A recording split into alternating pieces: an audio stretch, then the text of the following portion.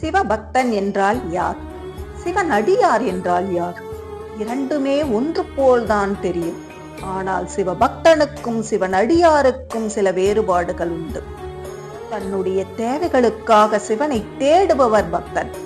சிவன்தான் வேண்டும் என்பவர் சிவன் அடியார். சிவனை வணங்குபவர் பக்தன். சிவனை மட்டுமே வணங்குபவர் அடியார். சிவனை கண்டு பணிபவன் பக்தன். சிவனுக்காக எதையும் துணிந்து செய்பவர் அடியார். அறமல்ல சிவம் என்று உணராதவர் பக்தன். அன்பே சிவம் என உணர்ந்தவர் அடியார். கூட்டம் கூட்டமாக இறைவனை காண்பவர் பக்தன். கூட்டம் போன பின்பு ஈசனின் அழகை தனித்து நின்று ரசிப்பவர் அடியார். ஈசனை அடைய சுத்தமாக இருக்க வேண்டும் என நினைப்பவர் பக்தன். சுத்தத்தை பெரிதாக எண்ணாமல் சித்தத்தை சிவன்பால் வைப்பவர் அடியார்.